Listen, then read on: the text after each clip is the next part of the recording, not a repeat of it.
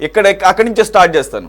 2014, 2019 అంటే మీ ప్రభుత్వం వచ్చే వరకు కూడా ఈ ఎత్తు మీద ఎటువంటి డిస్కషన్ లేవు. ఎందుకంటే పోలవరం ప్రాజెక్టు పూర్తి స్థాయి ఎత్తు 45.72 మీటర్లు.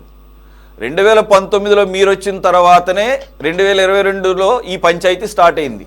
ఎందు గురించి ఆ పరిస్థితి తీసుకొచ్చారు? ఎవరు ఒత్తిడి మేరకు తీసుకొచ్చారు? మీ సొంత నిర్ణయమా, లేదంటే కేంద్ర ప్రభుత్వం మీ మీద ఏమైనా రుద్దిందా? అసలు 2 ఫేజులు అన్న పరిస్థితి ఎందుకు మీ ప్రభుత్వ హయాంలో ఆ ప్రతిపాదనని తీసుకున్నారు? ఆ ప్రతిపాదన ప్రకారమే ఇప్పుడు నడుస్తుంది వర్క్స్. ఎందుకంటే మీరు వదిలేసి వెళ్ళిన తర్వాత మళ్ళీ దాన్ని వెంటనే మార్చడానికి కుదరదు కదా. సురేష్ గారు, మొదటిగా మీకు ప్యానెల్లో ఉన్న సభ్యులకి, వీక్షకులకి అందరికీ కూడా శుభ సాయంకాలం.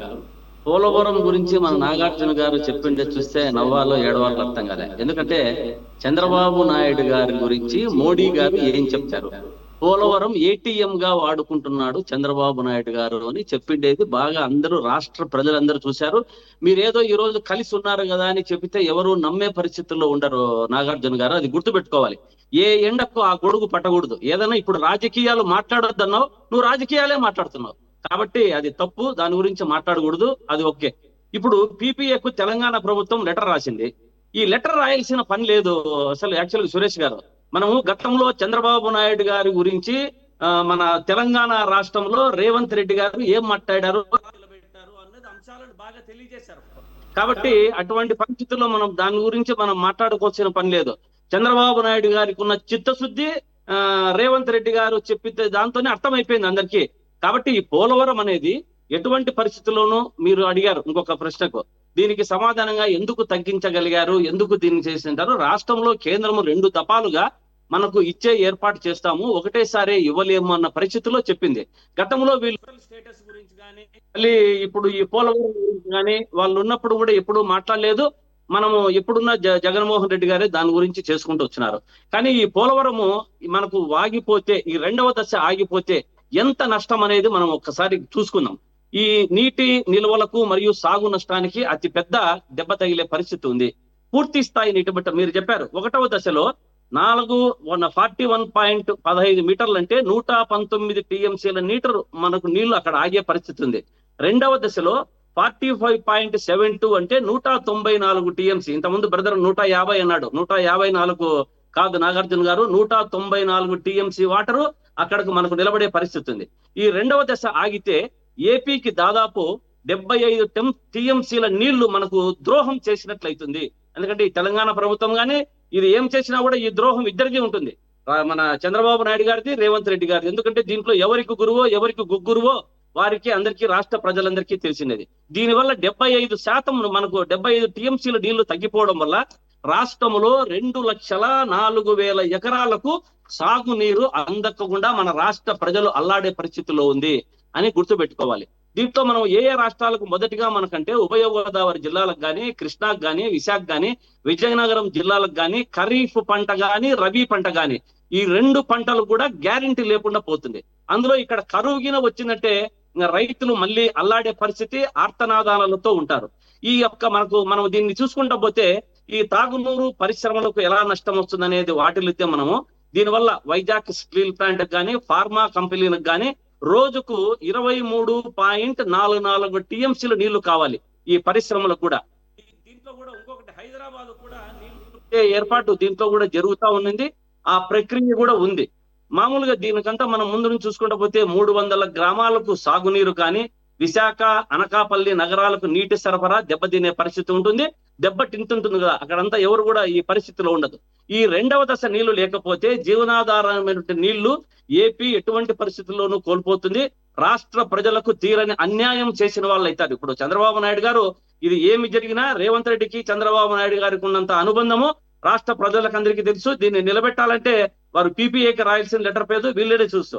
కానీ దీంట్లో విద్యుత్ గురించి కూడా మనం కొంచెం ఆలోచించుకుంటా పోతే ఈ పోలవరం హైడర్ ప్రాజెక్టు సామర్థ్యం కింద 960 మెగావాట్లకు మనకు ఉత్పత్తి అవుతుంది. దీంట్లో మొదటి దశ వల్ల మనకు 480 మెగావాట్లే వచ్చే పరిస్థితి ఉంటుంది. దీంట్లో పూర్తి స్థాయిలో నిల్వలు లేకపోతే ఏడాదికి మనం 400 నుంచి 500 మెగావాట్లకు నష్టం వాటిల్లుతుంది. దీనివల్ల మనకు రాష్ట్ర ప్రజలకు తీరని అన్యాయం జరుగుతుంది. దీన్ని యూనిట్ చొప్పున అంటే యూనిట్ 4 రూపాయల చొప్పున దీని ప్రకారం పోతే దాదాపు 1500 కోట్ల నుంచి 200 కోట్ల వరకు మనకు ఆదాయం కోల్పోతుంది. మన ఆంధ్ర రాష్ట్ర ప్రజలకు తీరని అన్యాయం జరుగుతుంది అనే దాంట్లో దీంతో ఎటువంటి ఎవరికి కూడా సంశయమే లేదు. దీనివల్ల రాయలసీమ కూడా మాకు రాయలసీమ జిల్లాలో కలగానే మిగిలిపోతుంది. మాకు గోదావరి జలాలు వస్తాయని చెప్పి మా రైతులంతా కళ్ళు కాయలు కాసుకొని ఎదురు చూస్తున్నారు. దీనివల్ల ఈ రోజు నిన్న దీనికి వెళ్ళాను మన సురేష్ గారు మరి ఈ రకమైన మరి ఎప్పుడైతే 2 ఫేజులుగా డివైడ్ చేస్తే ఈ రకమైనటువంటి రాయలసీమ ప్రజలకి వారి కళలుగానే మిగులుతాయి అన్న ఆలోచన అప్పుడు రాలేదా? మీరు ఒప్పుకున్నప్పుడు ఎందుకంటే మాకు నేను కలెక్టరేట్కి వెళ్ళాను. అలా కాదు నేను రెండు ఫేజులుగా డివైడ్ చేయడానికి మీకు అప్పుడు ఆలోచన ఎందుకు రాలేదంటున్నా. ఒకవేళ 2వ ఫేజ్ కనుక ఏమన్నా అడ్డం పెడితే ఇది హైట్ తగ్గించి 41.15కే పరిమితం అయ్యే ప్రమాదం ఉందని అప్పుడు అనిపించలేదా మీకు? ఇప్పుడు ప్రమాదం ఏం చెప్తోంది కేంద్రం? ఉండండి నాగార్జున గారు కొంచెం బాగా కాదు. కేంద్రము సలహా సూచనలకు పోయినామా? మా సూచనలతో పోలేదు. మేము ఎప్పుడు కూడా మా వైఎస్ఆర్ కాంగ్రెస్ పార్టీ జగన్మోహన్ రెడ్డి సూచనలకు పోలేదు. కేంద్రము దీన్ని 2 దఫాలుగా చేస్తే మీకు ఇవ్వడానికి బాగుంటుంది అనేది వాళ్ళు ఒక లెటర్ రాస్తే ఆ లేఖ మీద దాన్ని ఫార్వర్డ్ చేయడం జరిగింది. అదే ఎందుకు ఒప్పుకున్నారు? ఇప్పుడు దాని వల్లనే కదా ఇప్పుడు పంచాయతీ. ఇప్పుడు ఏదైనా తల్లి తండ్రి ఉంటారు, రాష్ట్రానికి దేశానికి పెద్ద దిక్కు. ఇట్లా కాదయా ఇట్లా చేసుకొని పోండి, దాంతో అనుగుణంగా పోవడానికి తప్పేముంది? ఇప్పుడు మేము ఇదే కావాలని మంకుపట్టు పడితే అది కూడా రాదు కదా, అక్కడి నుంచి వచ్చే పరిస్థితి ఉండదు కదా. అది మేము చేస్తారనుకున్నాం. బీజేపీ ఎందుకుండదు? అది విభజన హామీ అయినప్పుడు ఎందుకుండదు? కాదు, విభజన హామీలు మనం చూస్తున్నాము. చంద్రబాబు నాయుడు గారు కలిసి ఉన్నారు ఈ 2 ఏళ్ళు గానీ మధ్యలో గానీ. విభజన హామీలు మనకు కావాల్సినది ఇప్పుడైతే మీ హయాంలో 2 సార్లు ఇద్దరు ఇరిగేషన్ మినిస్టర్లు పనిచేశారు. ఒక ఆయనేమో అసెంబ్లీలో తొడలు వాసిపోయేటట్టు కొట్టుకున్నాడు, సవాల్ చేశాడు. ఇదేంటి ఇచ్చేసాడు, సవాల్ చేశాడు. కంప్లీషన్ అంటే ఏంటి? ఇదేనా మొదటి దశ కంప్లీషన్ కోసమేనా? ఆయన అంతా జబ్బలు జరుచుకున్నాడు.